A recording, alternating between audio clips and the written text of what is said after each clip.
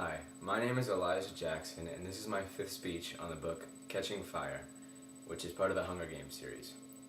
After winning the 74th Hunger Games, Katniss Everdeen and Peeta Mellark returned to the poorest sector in the country of Panem, District 12.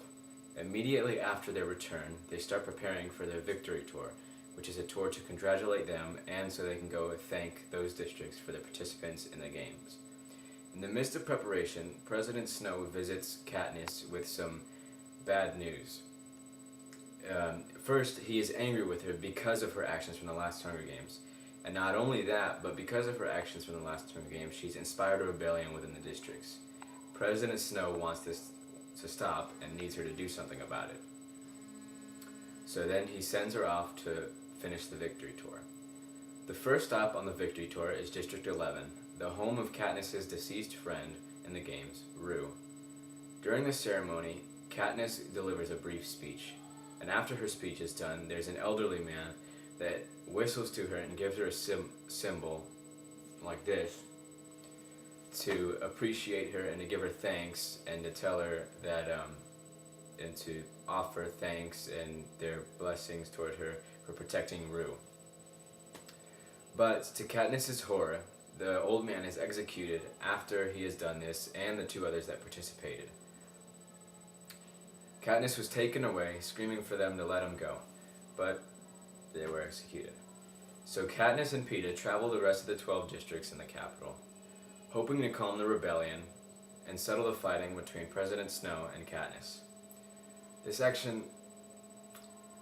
This action worked on some level until Peeta had asked Katniss to marry him as try in a way to finish this off and to calm it down more. But that only caused the rebellion to uprise. After returning to District 12, Katniss runs into two runaways from District 8. They explain that contrary to what the Capitol tells everybody, that District 13 was not wiped out, but instead it is now underground in shelters.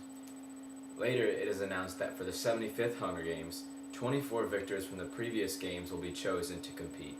This is called the Third Quarter Quell, an event that occurs every 25th year of the games that allows the Capitol to introduce some sort of sick twist to them. Knowing that she and Peeta will both be competing in the games again, Katniss dedicates herself to protecting Peeta this time, making sure that he's safe and gets out alive. Likewise, Peeta is devoted to protecting Katniss. During the games, set in a jungle with a saltwater lake, Katniss and Peeta join Finnick Odair, a 24-year-old fit, strong guy, and Mags, an elderly woman who's about 80 years old and was Finnick's mentor. Both are from District 4. At some point in the games, they run into the forest area and they encounter a poisonous fog, in which Peeta becomes injured and can no longer walk.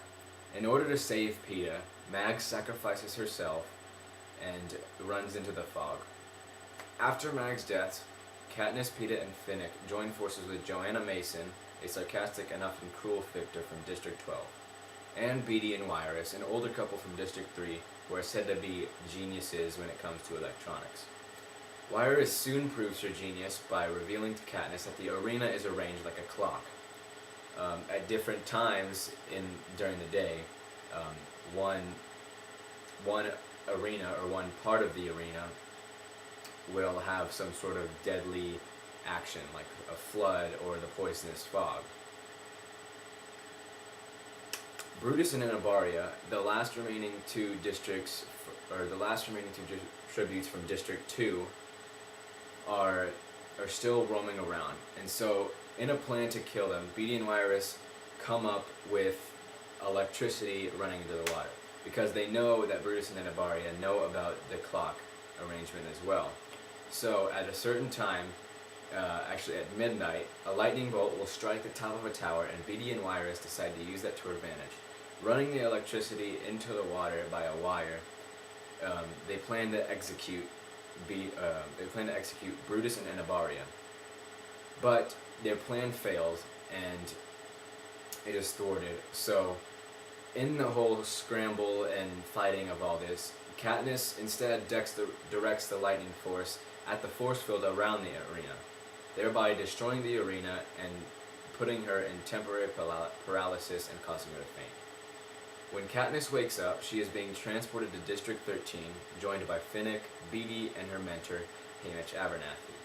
She learns that Peeta, Enobario, and Johanna have been captured by the Capitol, and she is informed that there had been a plan among half the other tributes to break out of the arena and to help the uprise. Beetee had been attempting to destroy the force field in the same way that Katniss did, but his plan would have took a little longer. The book ends when Katniss's best friend Gale comes to tell her that District 12 has been destroyed by President Snow and the Capitol, but to remind her that he had gotten his family and friends out of time. This has been my fifth speech, and thank you for listening.